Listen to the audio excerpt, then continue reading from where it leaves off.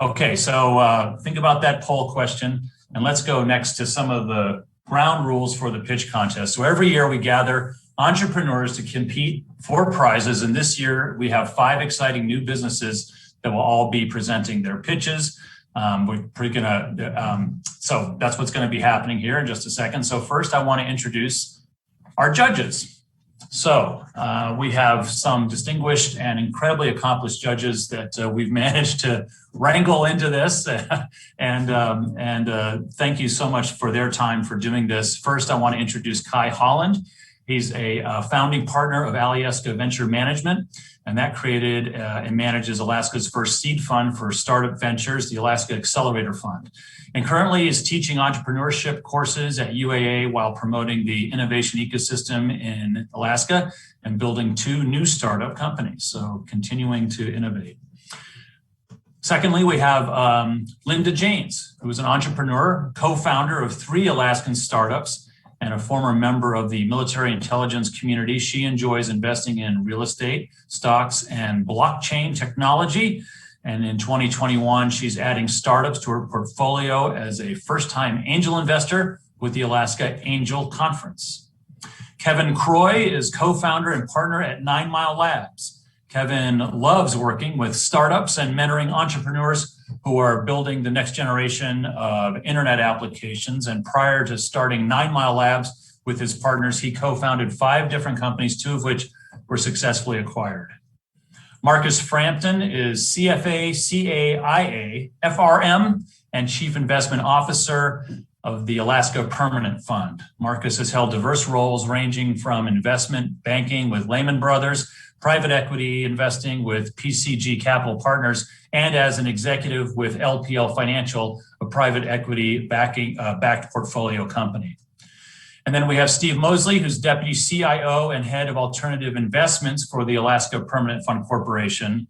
Steve manages over $20 billion in assets and leads all private equity fund investment, co-investment, and direct investment activity for the Alaska Permanent Fund Corporation. So first and foremost, I want to thank all of you for the time that you're giving to this next crop of great entrepreneurs who have amazing ideas.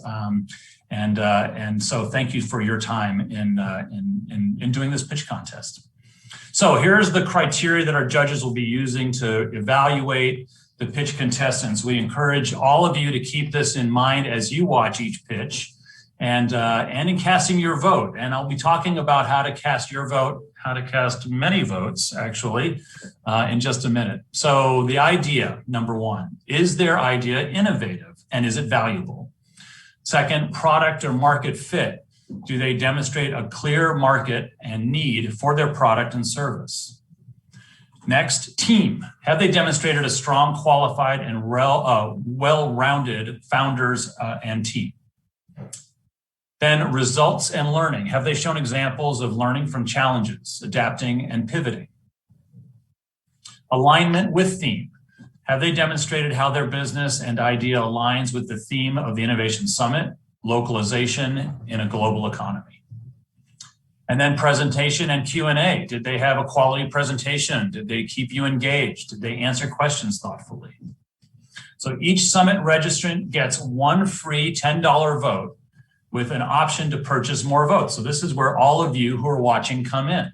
You all have a vote that you were given as part of your registration, and you can cast that to whoever you want. But if you really love someone's pitch and you want to cast even more votes, there's an easy way to do that. You can go to, you can purchase votes by selecting the Show the Love option below the Q&A box on the right-hand side of your screen. And by selecting that and who you want to vote for, and then you choose a payment option.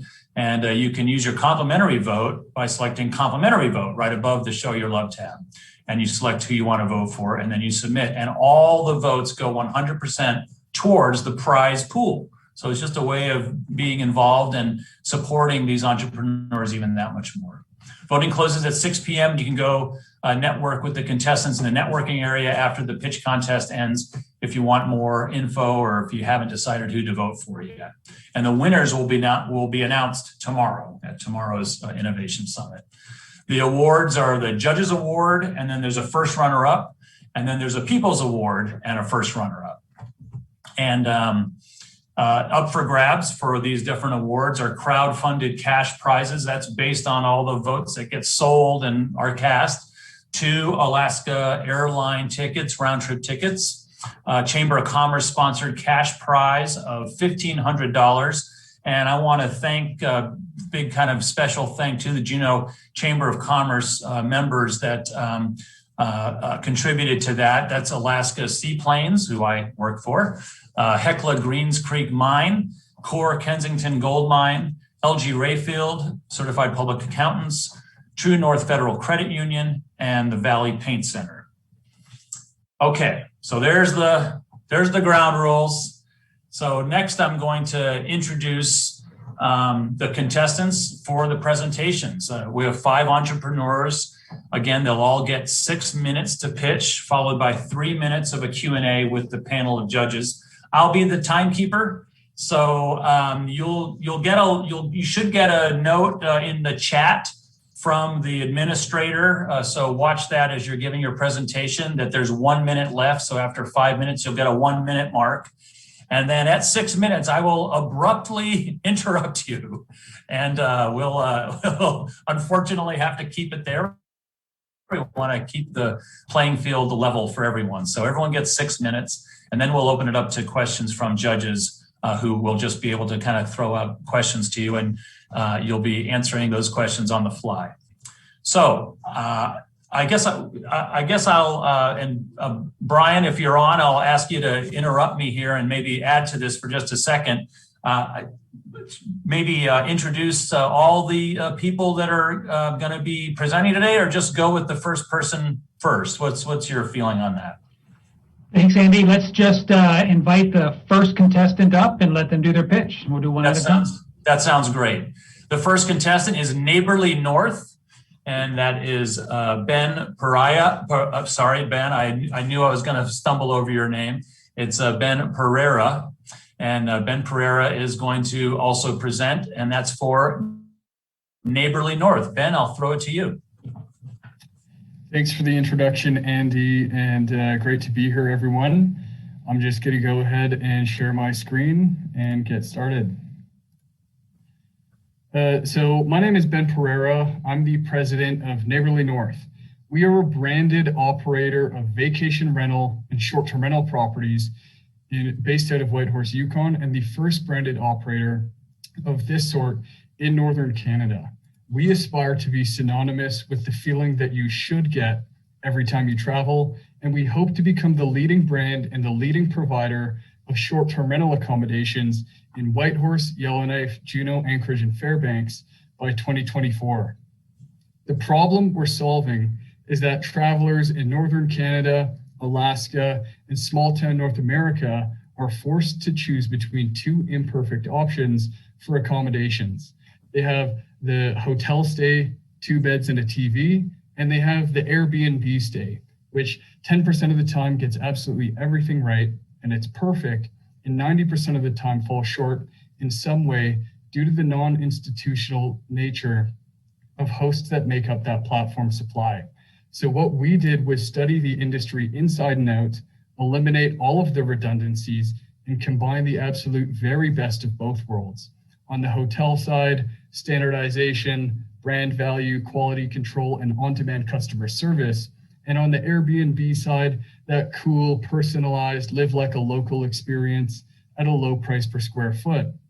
And with this value proposition, we package the entire experience together from payment to checkout and deliver it seamlessly with technology without fail. And we do this in a much more profitable format than traditional hotels can, despite costing less to the consumer. Our customers love us because we offer the very best cleaning and customer service. We digitize their experience, we personalize and professionalize it, and we deliver it more consistently than independent Airbnb hosts will ever be able to, with a more or less off-the-shelf tech stack. To quickly touch on market size in the large 5 cities north of 60, consumers spent approximately $50 million per year on just the Airbnb platform before the pandemic. And in the context of the overall accommodations market, it's still an absolute drop in the bucket, as our addressable market, including hotels and motels, totals approximately $1 billion just in these 5 northern cities, with almost entirely dated and expensive traditional accommodations options. Globally, our cottage industry is becoming prevalent, but with a heck of a lot more attention in the top 50 global tourism destinations and downtown urban markets with populations over 1 million, which makes sense. These industry leaders were created in big cities to serve big cities and maximize shareholder value by obtaining market leadership in the biggest markets around the world.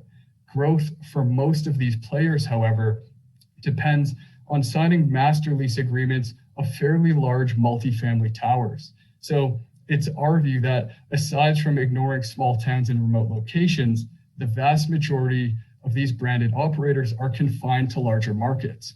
As well, the online competition for consumers of hotel alternatives is stiff. NeighbourlyNorth.com may never reach browsers overseas or south of the 60th parallel, but we are a team of born and raised Northerners, and we share a common vision of creating a localized, regional, market-leading provider of short-stay accommodations. And a big part of getting there is by leveraging localized procurement for out-of-town employees, government travelers, and tourists. And we are a Northern company first, focusing our efforts on servicing these Northern markets to the fullest extent as soon as possible, but we expect that in the long run, there very well may be an opportunity to serve small town North America. To talk about our trailing 12-month performance, we started operating our first property on May 1st, 2020, with very minimal revenues. Today, we're at 17 and expect to double again before the end of the year. As we get close to the 20 unit threshold, we'll generate approximately $100,000 in monthly guest book revenues, of which we take a considerable cut, 18 to 28%, the remainder going to the owners of each of these properties. Also very exciting, Neighbourly North has been selected to operate a 21 unit apartment style boutique hotel complex in downtown Whitehorse beginning in 2022. Neighbourly North's model allows for our developers to achieve rents of $100 per square foot, compared to the next best alternative gross lease rates for commercial office of maybe $40 per square foot. The difference is dramatic in terms of their cash on cash returns after our fees and our commissions, with our developers' IRRs modeled north of 25%. Neighbourly North will be replicating this model and this specific deal into additional multifamily structures across Whitehorse and into additional markets. In each market that we grow into, we expect that medium scale multifamily hotel licensed infrastructure will make up approximately 75% of our inventory at scale. And if we can succeed in reaching scale and obtaining market leadership in just these 5 northern cities, you can see the financial upside is strong. And the scale by 2024 that we've illustrated here represents less than 5% of the entire accommodations market today. It's by no means the end of the road. There you have it. Thank you very much for your attention, everybody. Right on time, Ben. Thank you so much. Right at 6 minutes. Appreciate it. And now we have 3 minutes of time for questions from our judges. Okay. Ben, this is Kai. I'm curious, starting this type of business in the middle of a pandemic must have been an incredibly challenging experience for you and your team. I wonder if you could talk briefly about what you've learned or how you've adjusted your model as you've gone through this year that has helped you and maybe would help others understanding how to adjust to the changes the pandemic have brought about in the tourism industry. Thanks. Yeah, thanks for the question, Kai. Yeah, so for the first 6 months that we tried to get the business off the ground, we just failed continuously, because convincing people to start an Airbnb during the pandemic is a pretty tough sell. But something we learned very quickly is that travel never stops completely. And especially within the North, there's a lot of needs-based travel and business travel. So while we originally intended on serving primarily an audience of tourists, we ended up serving virtually all business and government travelers over the last several months. So we realized that it's not extremely difficult to adapt the use of real estate and to serve different types of customers with it. Hi, Ben. This is Kevin. I have a question. And also the production folks are asking if you can stop sharing your screen, please. So my question is, and first of all, thanks for the pitch. My question is really on the demand side. I mean, so you have a two-sided market here. You've got the supply and the different units and the demand on the consumer side. Can you talk a little bit about where has the demand come from thus far, and how will you generate that demand, going into the future? Yeah, well, just to clarify, we're not a traditional two-sided marketplace in that we are vertically integrated in quality control. Like, we have a revenue sharing agreement and a property management agreement with all of the asset owners. So not anybody can get on the platform. I would say that thus far on the guest side, we haven't been able to meet all of the demand yet. Occupancy levels have been consistently north of 80%, some months reaching almost 90%, which is well in excess of what local hotels have been able to post over the last year. On the side of consolidating more property, we haven't spent a cent on that. It's been entirely word of mouth. So as we enter new markets and as we continue to work with more and more people outside of our direct networks here in Whitehorse, it's primarily just going to come down to advertising. Ben, that's 3 minutes. Thank you so much for your presentation, and thank you for those questions from the judges. We're going to move next to presentation, and that is going to be coming from Umami of Alaska, and the presenter is Erica Ono. Erica.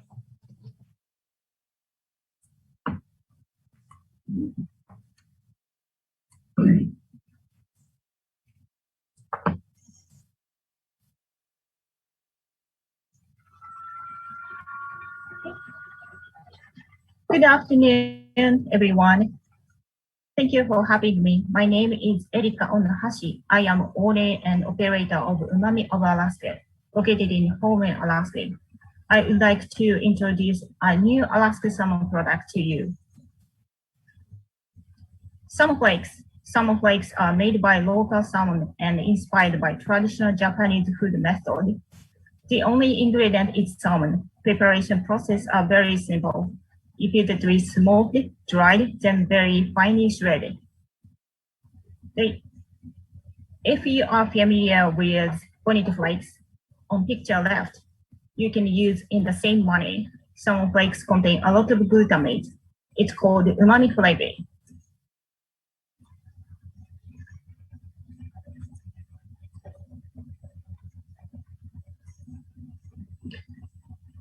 Umami is fifth taste, joining salty, sour, sweet, and bitter. Tomato, cheese, mushroom, prosciutto, and aged or fermented food are typical example of umami-rich food. Combining umami-rich food makes savory synergy.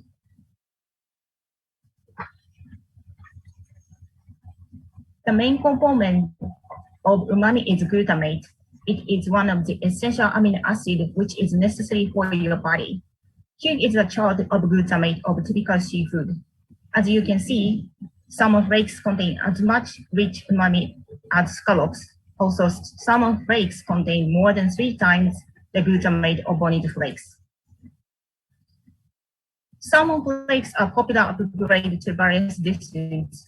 For example, soup stock, salad, sushi, French fries, anything with your favorite. This is shelf-stable food, so you just need to have a small packet and topping.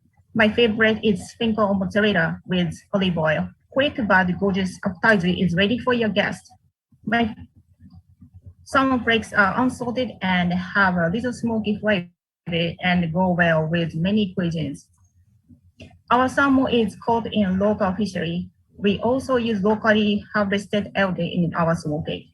Salmon flakes are comprised of a rich and nutritious blend of high protein and low fat. Umami also helps to reduce sodium without compromising palatability. In a soup experiment, sodium could be reduced by around 30% with extra umami compared with standard recipe. Our customer will be people who love to eat healthy, including Alaskan tourists and restaurants, especially those interested in Japanese food. The Japanese food market has been steadily growing. This is a ranking of Japanese restaurants in 2010 and 2018. As you can see, the number is increasing nationwide, including Alaska. The demand for essential ingredients of Japanese food has been increasing as well. For example, all bonito flakes used to be imported, but now several international markets are shifting toward domestic manufacturing. We feel that this is a good barometer of the salmon flakes industry. We will sell direct to consumers through farmers market, local grocery store in home, and e-commerce. We hope salmon flakes will become commonplace in kitchen around the world. Our biggest task is to increase consumer recognition. We are planning to send a sample and press release to Japanese food obligations and share and develop our recipes by SNS and YouTube. Differences between salmon flakes and other salmon products is our flakes will be daily usage. Our desire is to keep our pricing in line with other essential cooking ingredients. Future objectives including offering variety of salmon flakes. Each tastes different and various value products will stimulate customer demand, as well as utilizing low-fat late season salmon adds value to limited resources. In Hokkaido, Japan, developers have succeeded in creating restaurant-grade salmon flakes by using low-fat late-season salmon from fishery and hatchery. This tasty, eco-friendly, and valuable system increases the industry's surplus value while attracting attention in various media. Finally, introducing new umami-rich products from Alaska. For example, infused soy sauce, dressing, and seasoning. Alaska kelp, scallop, and oyster also contain a lot of umami flavor and may be used in future products. We hope we can have partnership with many businesses in the Alaska food industry. We still need some steps for beginnings. As a reminder of this year, we will produce first batch and upgrade equipment and collaborate with restaurant and cafe in Home. As future expanded market-wide work on branding. Additionally, we can use frozen salmon to make salmon flakes. We hope this will enable year-round production instead of seasonal work, providing stable employment to Alaskans. Thank you for listening. We would be happy to answer any questions. Thank you, Erica. Now there's 3 minutes time for the judges to ask questions.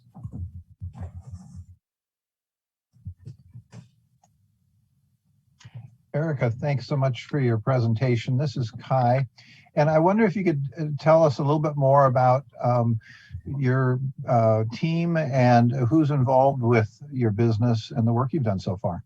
Thanks. Yes, we are contacting with some hatchery and local fishery store for now, but in the future we like to collaborate with more the hatchery and the fishery all over the Alaska. Hi, Erica. This is Linda. Thanks for your presentation. I really enjoyed it. Wondering what the demand has been right now for you for these flakes. And also the second question is, can these be used like breading instead of bread? And if so, are you advertising that as like a keto, paleo friendly substitute to breading?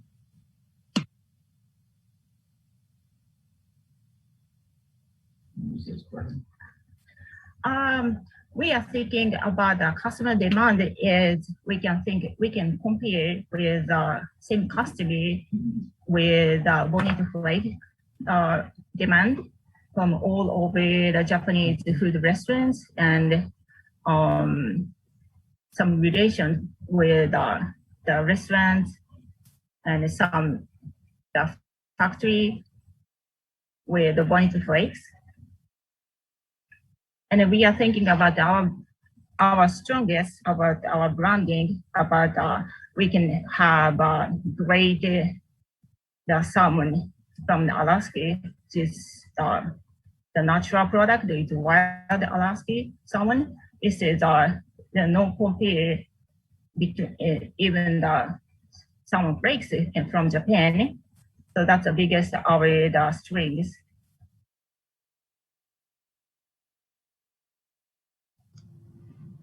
Erica, do you have restaurants lined up for, who would want this, or have you spoken with some restaurants and gotten some feedback on this idea? Now we are just making the prototype right now, but I talked with the local grocery store, and then I can rent shelf space, and DEC kitchen, so I can cook, so I can make a good example. Or this is a good, for example, ramen or miso soup.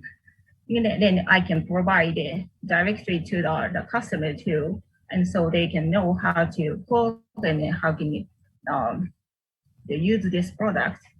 So now I don't have, we haven't talked to any specific restaurant right now, but in the future we will talk to we will send some press release and some sample to all of the Japanese restaurant in Alaska. That's the next plan. Thank you, Erica. That's our 3 minutes of question and answer allotment that we have. Appreciate your time. And we're going to move on to the next presenter, and that is DISCOVELO. And Scott Kesey is going to present for DISCOVELO. Scott. Hello, everybody. I'm Scott Kesey, and thanks for reaching across the border to your neighbors and inviting us to the Innovation Summit. I'm really thrilled to be a part of it. Let me just get my screen here.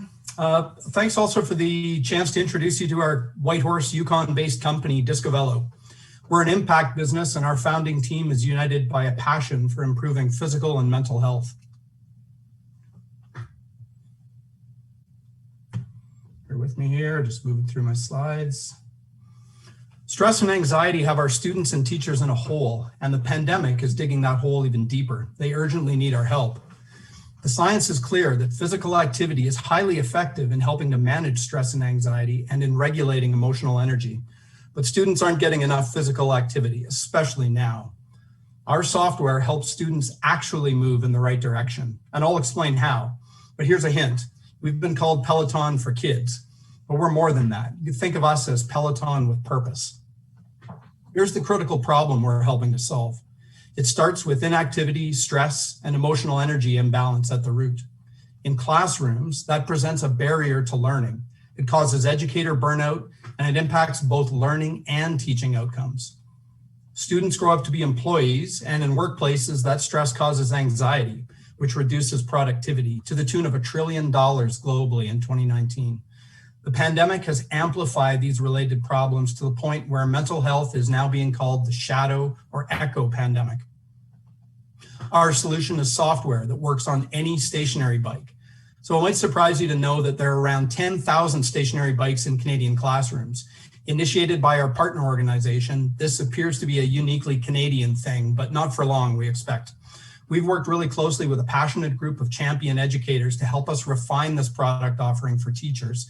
And we've been cycling these builds and testing rapidly for quick feedback to keep our development efficient and on target.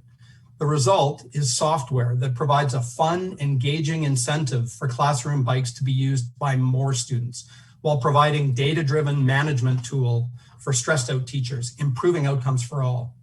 We can also help increase productivity with expansion into corporate wellness initiatives, where recent studies showed a real substantial return on investment in those programs. But let's stay focused on our friends in need in the classroom for now. Here's a quick view of our product, starting with what engages the students. This is an app with a simple wireless sensor connection. It's a gamified environment that helps users raise awareness of their emotions and their heart rate. And it's that biofeedback that drives the activity. The game content is where we can really be creative and anchor in local priorities and culture while also pursuing global imperatives.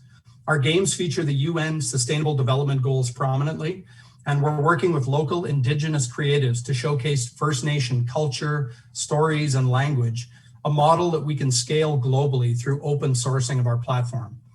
But behind the scenes of the gameplay, there's important information being collected. And that information is available to the teachers because knowledge is power, right? This student session data, coupled with other observations, has immense potential to help teachers and educators make data-driven decisions toward classroom outcomes, such as reporting for individual education plans or pursuing timely additional mental health supports. So why us and why now?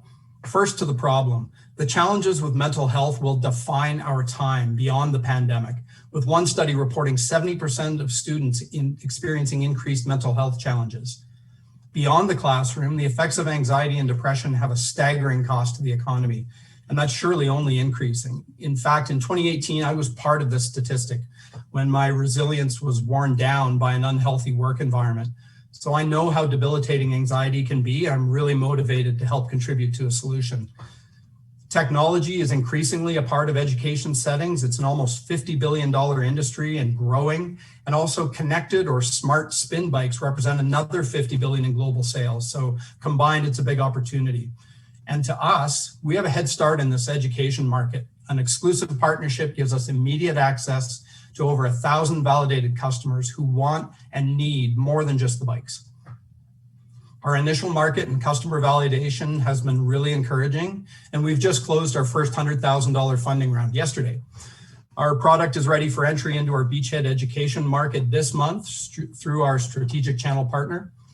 And growth and scale for us will be through expansion in the education market into US and rest of the world, but also expanding product development for horizontal markets like home use and workplaces for us.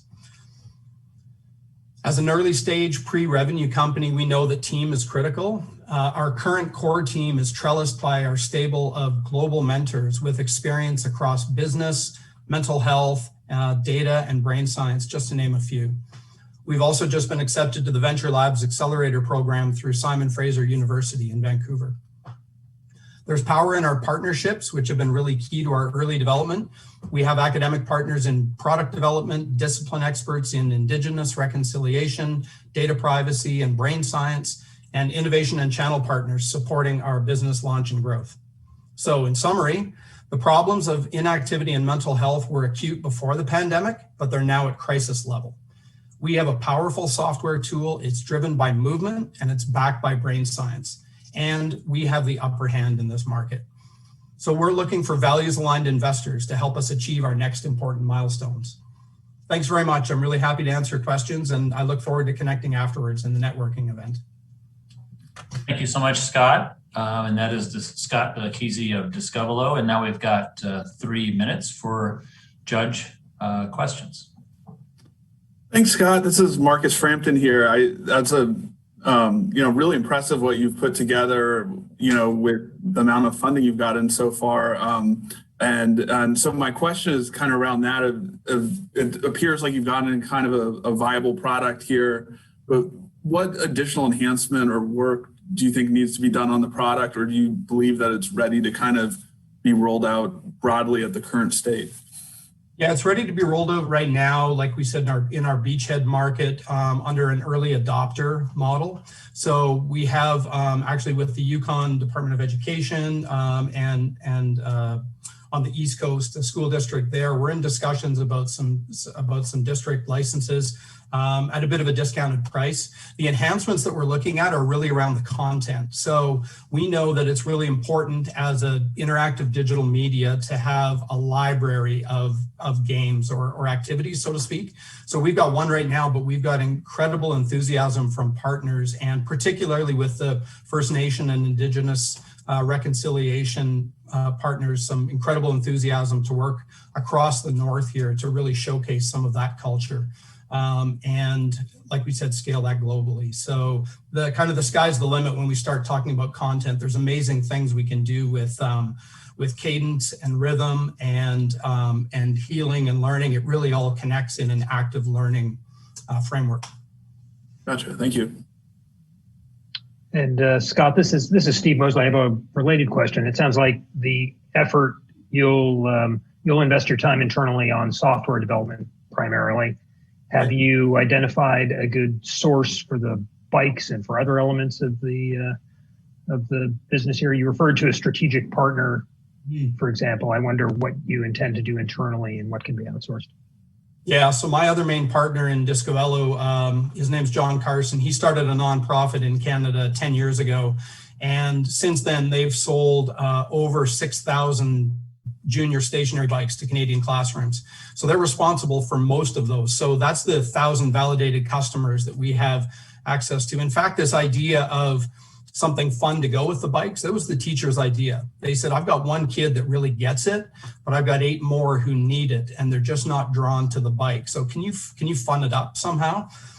So it's pretty validating to have the customers, coming forward with an idea. So, John reached out to me and said, let's do this. So, and the other partnership that we're working on is a Canadian company that has developed their own classroom bike, where they tried to improve on some of the ergonomics. And so we're meeting with them tomorrow to try to ink a deal for a channel partnership. And they've got sales teams in US, Europe, and Australia as well.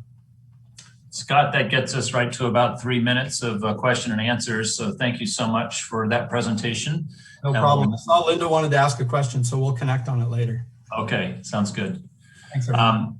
Thank you so much once again. We're going to move next to Red Linen Moon Wellness and Consulting, and the presentation will be by Sequoia Hayes. Sequoia. Thank you so much.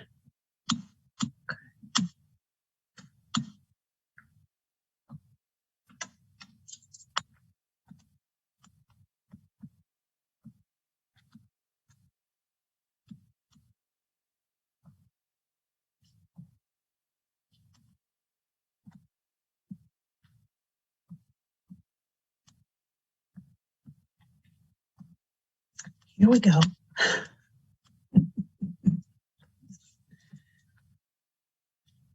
Okay. Hi, my name is Sequoia Hayes, and I use she and her pronouns, and I'm a social worker and a yoga practitioner.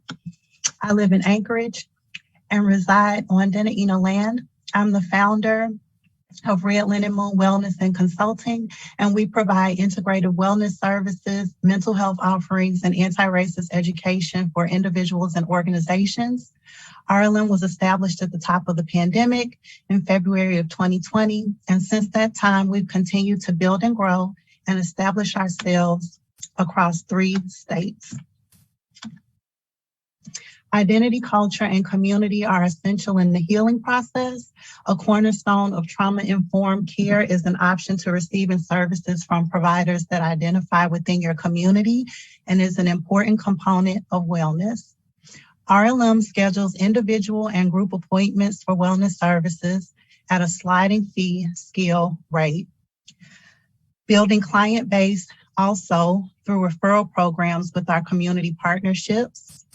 RLM also has managed and facilitated project-based and annual contracting for professional development services with a variety of local organizations. We are strategically building partnerships now with marginalized communities in mind to cultivate a space where the community doesn't feel like they are fitting in. They know the space is for them. I will also note this snapshot only reflects Alaska-based business and community partnerships. I haven't included progress related to Colorado or Indiana, the additional 2 states where I'm based. This includes 17 meetings with organizational leaders, which works out to about 200 hours of admin time.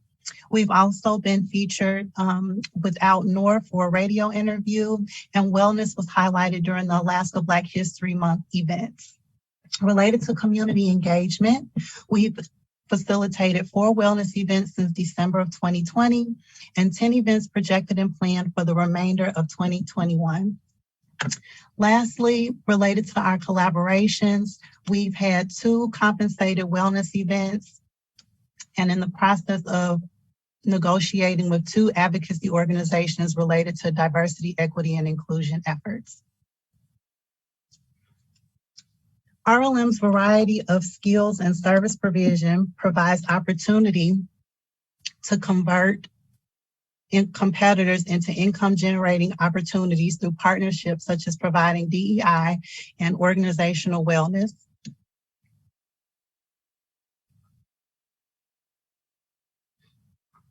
I've gathered 3 supports related to the market. COVID-19 has presented complex trauma from the pandemic and has shifted perspectives on the need for mental health. The news and the media, as it relates to local and national research, supports the need. And then lastly, Alaska's history of underfunding culturally responsive wellness and mental health services.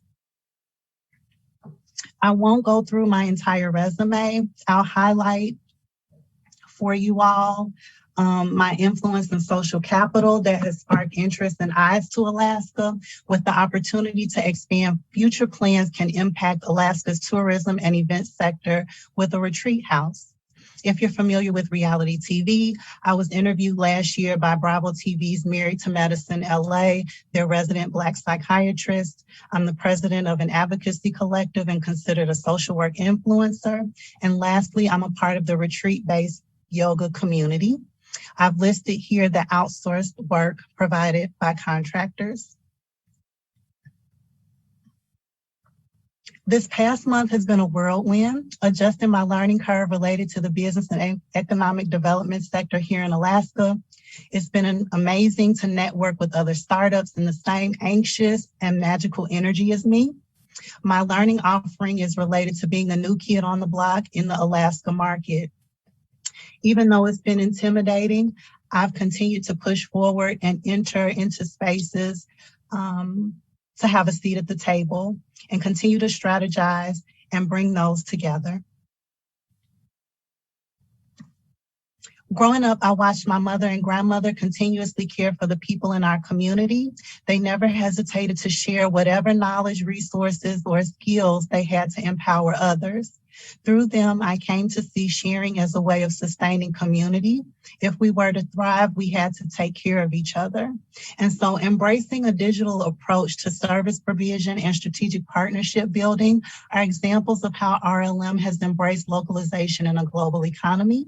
Speakers yesterday mentioned the importance of community building, and strategic partnership building is my specialty. These aspects of business are values built into my business model and a cornerstone, especially in the digital age. Telehealth and digital wellness platforms have not only allowed a wider reach, but also shifted many communities' perspectives into the digital age related to access for mental health and wellness. To wrap up, RLM asks that folks check out the website, share our information with community members that we can connect with and support. And thank you all for your time. Thank you, Sequoia.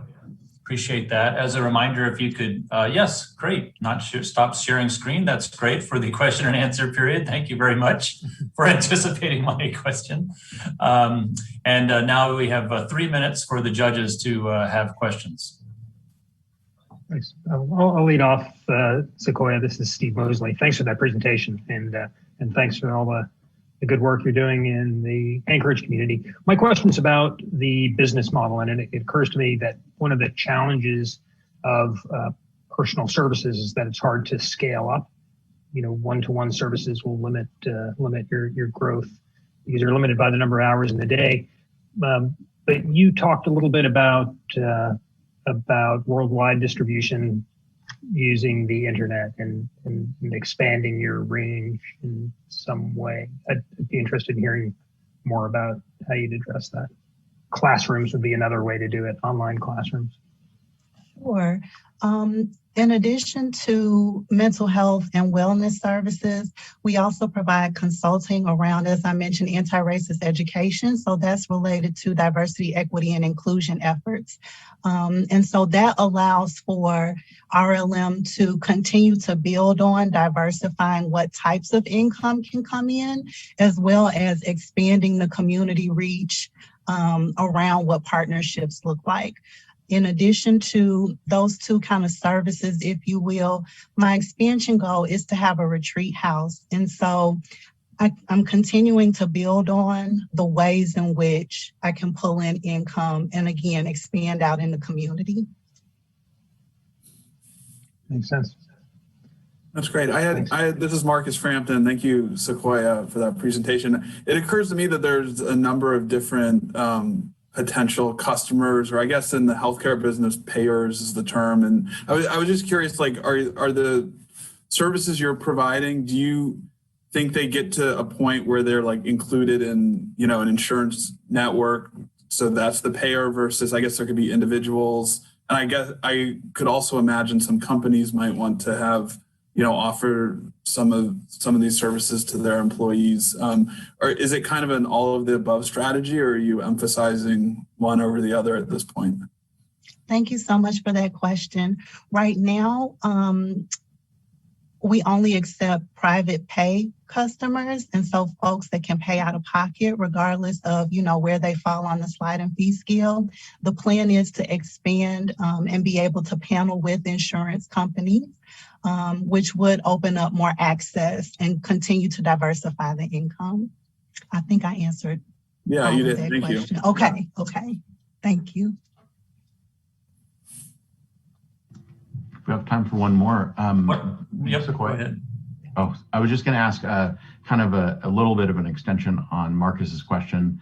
Are you considering publishing courses and using the internet in that way as well? Yes. One of the things that I've been working on is a workbook. One of the kind of target communities are survivors of narcissistic abuse. And so there is a variety of different skills that I can share in an accessible workbook form. And so, yes, lots of projects and utilizing the internet, as well as just the way that folks are able to access those different services or educational resources now. Yes. Thank you, Sequoia. Sequoia Hayes of Red Linen Moon Wellness and Consulting. Thank you so much for your presentation. And our final presentation today is from FlyLocal, and that's Tyler Flagg and Mark Lepchek. Tyler and Mark will team up on presenting. Great. Well, thank you so much. I appreciate it. And let me go ahead and share my screen. All right. I think I'm ready to go. Okay, great. Well, thank you again so much for having us. My name is Tyler Flagg. I'm also joined by Mark Lepchek, and we are two of the co-founders of FlyLocal, where you can explore and book flights to 200 plus unique destinations aboard local air carriers. So what exactly is FlyLocal? Well, we're a two-sided marketplace that helps local air carriers by decreasing customer acquisition costs through network effects, and also helps travelers explore flights with an easy-to-use interface. So our website's live right now. You can go to it. It's at flylocal.io. And when you get there, you're going to see schedules for 18 air carriers that fly flights to 1,300 flights a week to over 200 destinations. So why exactly do we need FlyLocal? Well, we've identified a couple different problems. So the first one is lack of awareness. Travelers from the lower 48 overseas, and even some lifelong Alaskans, are unaware of all the local air carrier options that they have. The second one is search and book friction. You know, where can I go? What airline flies there? How can I book a ticket? These are questions that travelers to Alaska ask frequently. And the last one is distribution challenges. It's cost prohibitive and impractical for most small air carriers to sell tickets through the global distribution system, existing online travel agencies and meta search websites. And so we have attempted to solve those problems in a couple different ways. The first one being a map-based search. So an easy and intuitive way to search, discover, and view destinations that you didn't know existed. a single source, right? 18 airlines, 200 destinations, all in one website. And lastly is easy distribution, simple and specialized distribution that is focused specifically on local air carriers. And so why us? Why are we the people to do it? Well, we believe that we've got a couple competitive advantages. The first one is that we really do understand the utility and efficiency of this particular mode of travel. So Mark and I have known each other for about 15 years, but for the last 10 years, we've been flying together in the Air Force. And specifically, we've been flying small planes to remote places all around the world. So we really do appreciate how important small aircraft are to the communities that they serve. The second is that we're hyper-focused on local travel and travel discovery. We want people to be able to travel around Alaska better. The third is that we're the only specialized distribution system that focuses on local air carriers. So we're not particularly concerned about, Delta and United and the value we can provide them. We're more interested in the value we can provide Alaska Seaplanes or Ryanair. And the fourth is the marketplace network effect that benefits businesses and consumers when they're all under one roof. So a couple different milestones. We haven't been around for that long, and we're just three people who are working day jobs and bootstrapping our way. So we launched the website in September of 2020. We reached about 200 destinations listed in December of 2020, and we're hoping by the third quarter of this year to start integrating some on-site booking with different carriers. So who are we? Again, my name is Tyler Flagg, Mark Lepchek over on the left-hand side. And so we've known each other for about 15 years. And then my brother, Spencer, who we've known each other for about 34 years, and he is the software developer on the team. So before we wrap things up, I want to talk about lessons learned and also the theme of the day. So the first lesson we learned is to kind of focus on where we can provide the most value. So a couple of years ago, we started doing this research project on this idea, and we found that there were hundreds of local air carriers all around the world, but we decided to focus our attention on where we could provide the most value. So we narrowed it down to two areas, and that was Alaska and the Caribbean, obviously based off of geography and also based off of just the disproportionate amount of local air carriers in those regions. And so that kind of leads me to my second point, is to consider the startup support structure. And this is kind of me, talking to anyone out there who's also considering starting a company. We decided to focus all of our attention on providing value to Alaska because of the startup support structure that we saw there. So it's, everything that's going on right now with the JDC event, as well as, all the great advice that we've gotten from people, 1 Million Cups, Alaska Startups, Center for Economic Development in Long Beach, Alaska over the last couple of months. And so finally, localization and global economy. That's what we're here to, talk about today, right? So we believe that FlyLocal can strengthen the Alaskan economy through independent travel. So, traveling to Alaska on a cruise ship is great. And, traveling to Alaska on a tour is great, but, traveling to Alaska independently is also really great. It's a great way to see the state. That's how I've personally, always traveled to Alaska. And it's also, very important for the economy because it does bring in about 4 times more to the local economy than if you are not doing independent travel. So it's for those reasons, we believe that FlyLocal could really be the global company next door. So that's it. We'd love if you contact us. We'd be happy to talk. You can find us at flylocal.io. Feel free to email us anytime about anything, team@flylocal.io. And please, we'd love also if you could follow us and share us on Facebook and Instagram. We are proud members of Alaska Travel Industry Association and the Alaska Air Carriers Association. And thanks so much for your time. Tyler, thank you so much. That's Tyler Flagg from FlyLocal.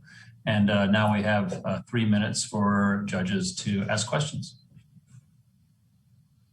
Tyler, I've got a quick question. This is Steve. Thanks for that presentation. Really, really good stuff. And I've seen your website. I like it. I wondered, since a large part of the value of what you're doing is the network effect, how have you been driving traffic to the site? What's your thinking about that? So we have, thank you for that question. So we have been really just word of mouth at this point. So Mark and I are still in the last couple months of our military commitment, so we haven't been able to kind of dedicate the requisite amount of time that we would like to be able to do in the near future. So it's pretty much just been word of mouth, but we're hoping to be able to kind of expand that out further, and we're just now starting to get into social media and kind of expand things out that way and drive the demand. Hey, Tyler, this is Linda. Thank you for your presentation. Quick question on the target demographic of your airline that you're trying to service here. I went on your website and I saw a couple, larger ones, and I'm just wondering, long term, does that actually decrease their, customer acquisition cost? Does it actually decrease their marketing spend costs, especially if they have scheduled flights that are there all the time that are happening? Why would they say continue to go with you guys if you guys are taking a cut, I take it, of their service? Thank you. Yeah, no, great question. And yeah, our desire is not to take a cut out of the airline side of the equation.